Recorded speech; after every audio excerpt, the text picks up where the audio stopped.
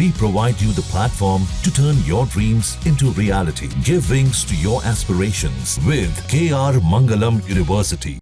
कुछ और खबरों की तरफ बढ़ते हैं, बात अपने देश की करते हैं, क्योंकि ये जो शख्स हम आपको बार बार दिखा रहे हैं, लगातार आपको आए दिनों हम दिखा रहे हैं, ये शख्स धर्मांतरण का माफिया नेक्सस चलाता था, अवैध धर्मांतरण। और उस केस का ये मास्टरमाइंड छांगुर बाबा और उसके नेटवर्क का एक तिलिस्म अब टूट रहा है। 3 दिन तक बुलडोजर एक्शन होता है, उस एक्शन के बाद उसका अवैध ठिकाना टूट जाता है और अब धर्मांतरण के खेल में जो विदेशी फंडिंग है उसके पूरे नेटवर्क को खंगाला जा रहा है। और जांच के दौरान यह खुलासा हुआ है जो वाकई हैरान करने वाला है, सुनिएगा मुझे ध्यान से। जांच के दौरान यह खुलासा हुआ है कि 1500 से ज्यादा हिंदू बेटियों को इसने अब तक टारगेट कर लिया है, यानी 1500 से ज्यादा हिंदू बेटियों का इसने धर्म परिवर्तन करा दिया है। एक रिपोर्ट दिखाते हैं।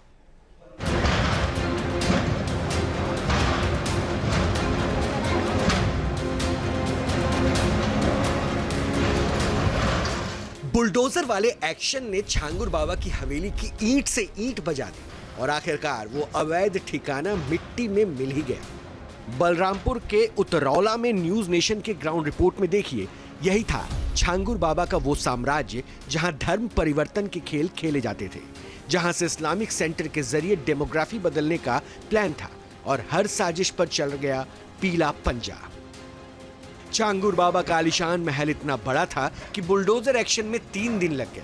3 दिन में कभी 8 तो कभी 10 तो अब 6 बुलडोजर ने छांगुर बाबा के जुर्म के साम्राज्य को समतल कर दिया। छांगुर बाबा की सबसे बड़ी राजदार नसरीन उर्फ नीतू बार बार दुबई क्यों जाती थी?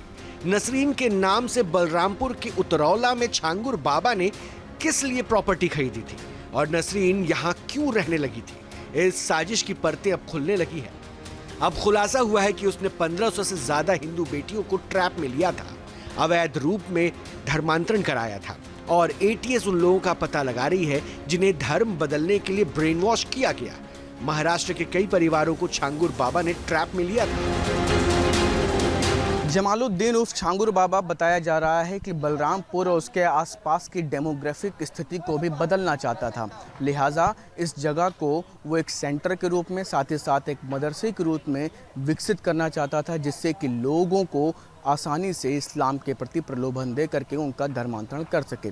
इतना ही नहीं, ख़ास तौर से हिंदुओं के प्रति वैमनस्यता भी वो फैलाना चाहता था, जिससे कि भारत को एक मुस्लिम राष्ट्र बनाया जा सके। नीतू उर्फ नसरीन छांगुर बाबा की न सिर्फ सक्रिय सदस्य थी बल्कि छांगुर की अवैध संपत्ति में भी हिस्सेदार बन गई थी। कुछ दिनों पहले छांगुर और नसरीन ने लखनऊ के एक होटल में कमरा बुक किया था। एक कमरे में दोनों 4 दिन तक रहे, उसके बाद दूसरे कमरे में करीब 70 दिनों तक टिके हुए थे। आरोपों के मुताबिक इस कमरे से ही दोनों अवैध धर्मांतरण का कारोबार चला रहे थे। अब छांगुर और नसरीन यूपी एटीएस के कब्जे में, जिसके बाद कई दूसरे सनसनीखेज खुलासे हो रहे हैं। नसरीन के नाम करोड़ों के लेन देन का रिकॉर्ड भी जांच एजेंसी के हाथ लगा है। नसरीन और छांगुर के नाम से 14 बैंक अकाउंट की जानकारी यूपी एटीएस को हुई है।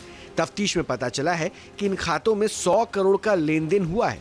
पैसे देश और विदेश दोनों जगहों से आए हैं। नसरीन के ही खाते में 124 दिनों के अंदर 13 करोड़ 90 लाख डिपॉजिट किए गए थे और 13 करोड़ 58 लाख की निकासी हुई थी।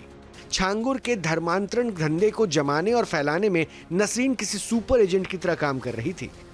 छांगुर और नसरीन 7 दिन की यूपी एटीएस रिमांड पर है। दोनों जांच की गिरफ्त में हैं और धर्मांतरण के इस काले धंधे में अभी और कई खुलासे होने बाकी हैं। Team news nation. जहां भक्ति है हर शब्द में, कथाओं में छुपे हैं दिव्य रहस्य और ज्योतिष देता है जीवन को दिशा। धर्म से जुड़ी हर बातों को जानने के लिए हमारे चैनल स्तुति को सब्सक्राइब करें। चैनल पर जाने के लिए इस लिंक पर क्लिक करें।